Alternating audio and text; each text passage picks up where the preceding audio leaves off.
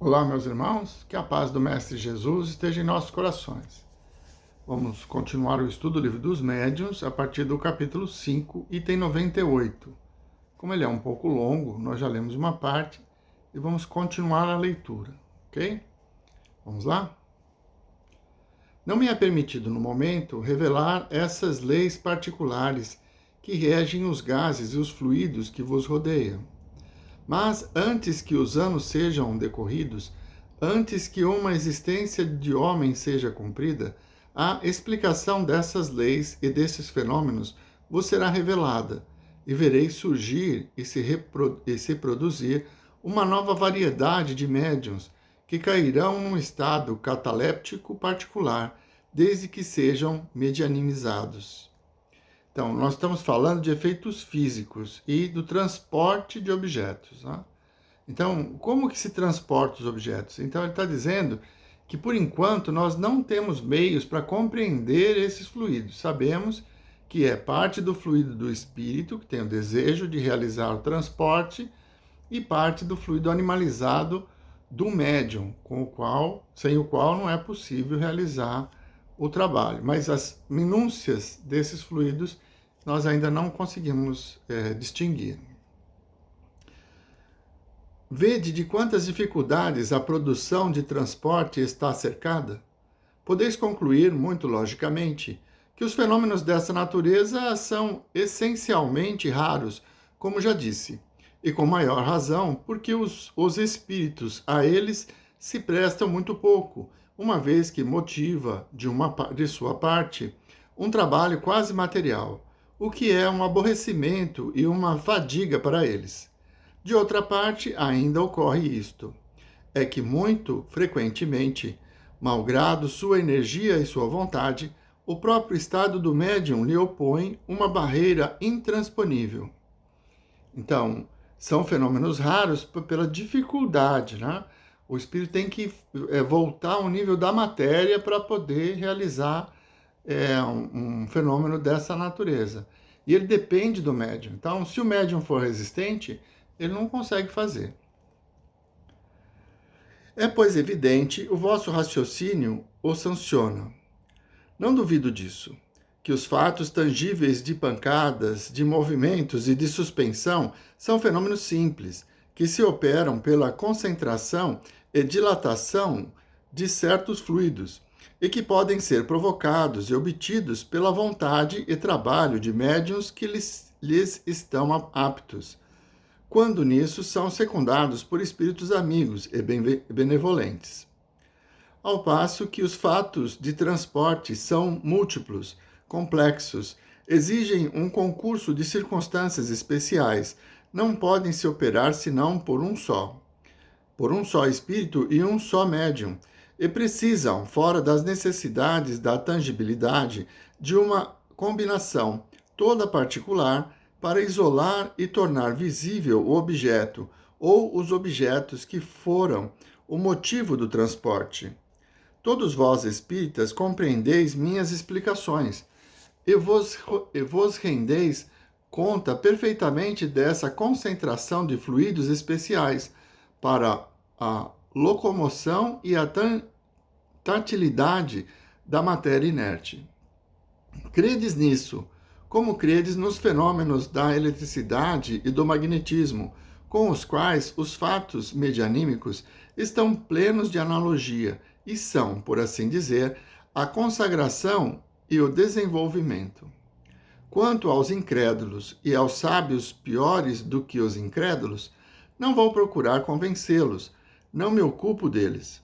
Serão um dia convencidos pela força da evidência, porque será preciso que se inclinem diante do testemunho unânime dos fatos espíritas, como foram forçados a fazê-lo diante de tantos outros fatos que haviam de início repelido.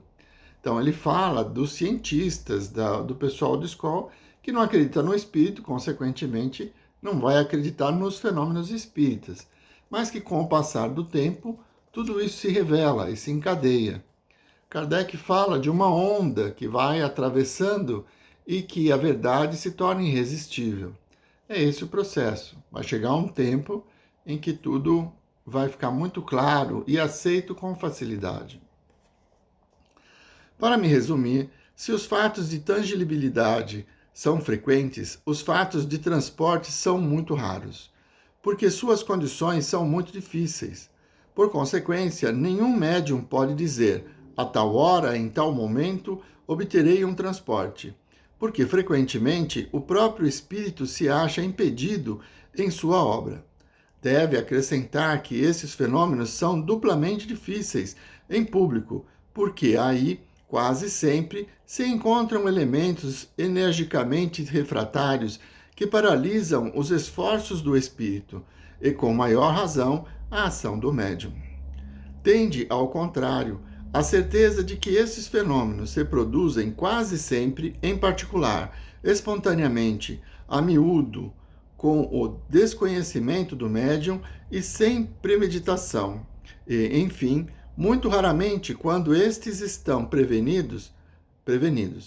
De onde deveis concluir que há motivo legítimo de suspeita toda vez que um médium se gaba de obtê-lo à vontade, ou seja, de comandar os espíritos como a servidores, o que é simplesmente absurdo. Tende ainda, por regra geral, que os fenômenos espíritas não são feitos para darem-se em espetáculo e para divertir os curiosos. Se alguns espíritos se prestam a essa experiência de coisa, só pode ser para os fenômenos simples, e não para aqueles que, tais como o transporte e outros semelhantes, exigem condições excepcionais. Então, a doutrina espírita não produz fenômenos para ganhar dinheiro ou um espetáculo.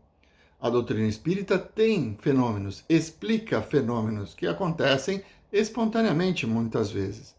No caso do transporte de objetos, que uma rosa, por exemplo, que está lá no jardim, ela é retirada daquele jardim e aparece sobre a mesa, ela requer muitas condições específicas para que esse fenômeno ocorra, principalmente a comunhão de ideias e a fé dos participantes da reunião.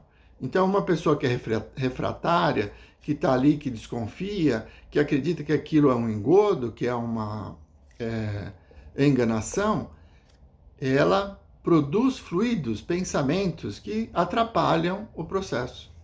Então, por isso que eles são raros de acontecer.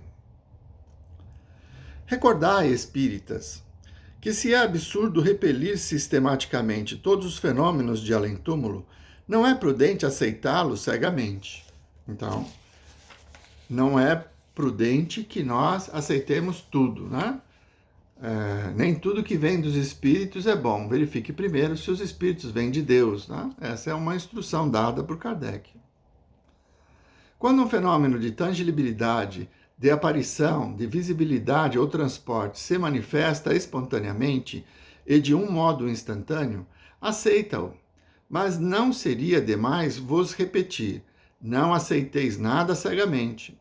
Que cada fato sofra um exame minucioso, aprofundado e severo. Porque, crede-o, o Espiritismo, tão rico de fenômenos sublimes e grandiosos, nada tem a ganhar com essas pequenas manifestações que hábeis prestidigitadores podem imitar.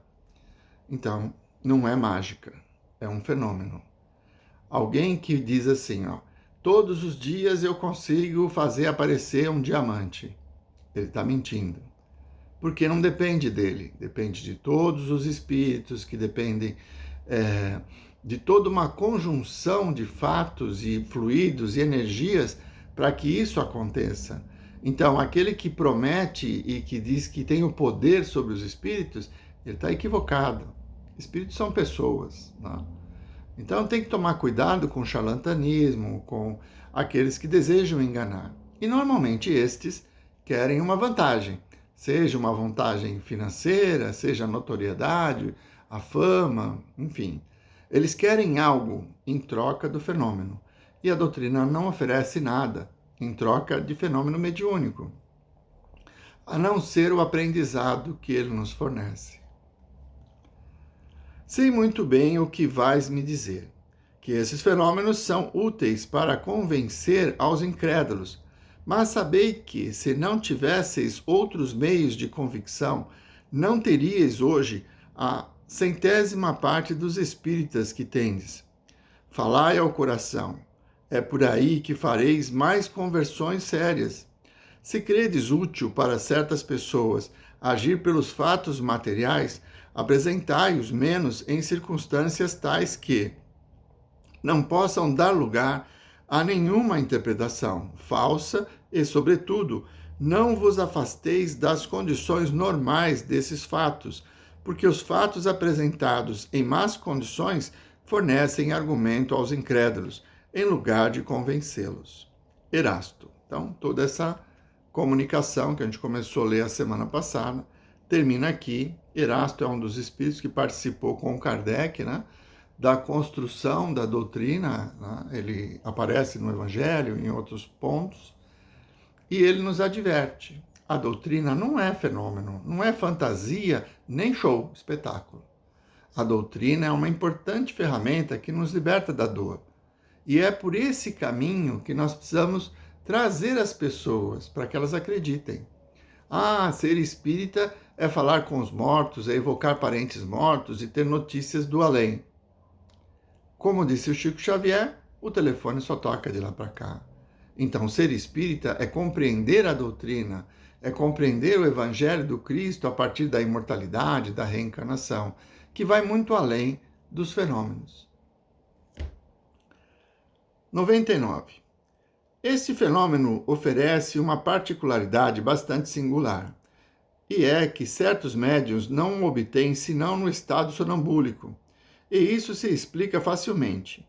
Há no sonâmbulo um desprendimento natural, uma espécie de isolamento do espírito e do perispírito que deve facilitar a combinação dos fluidos necessários. Tal é o caso dos transportes dos quais fomos testemunha. As questões seguintes foram endereçadas ao espírito que os havia produzido, mas suas respostas, por vezes, de sua insuficiência, nós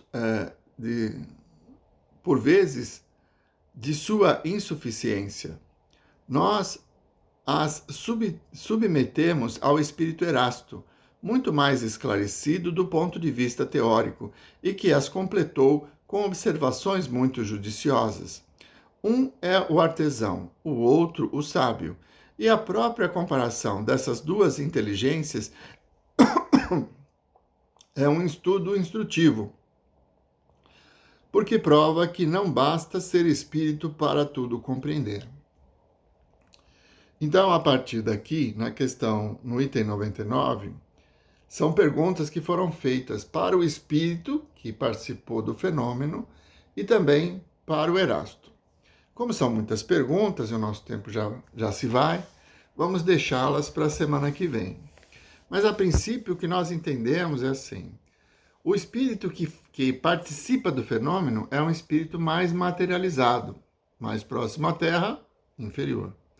O espírito que explica, no caso Erasto, é um espírito menos materializado. Ele não vai se submeter a esse tipo de fenômeno, mas ele tem conhecimentos para nos ajudar a compreendê-los. Então, na semana que vem, nós retomamos no item 99, questão número 1. Vamos à nossa prece?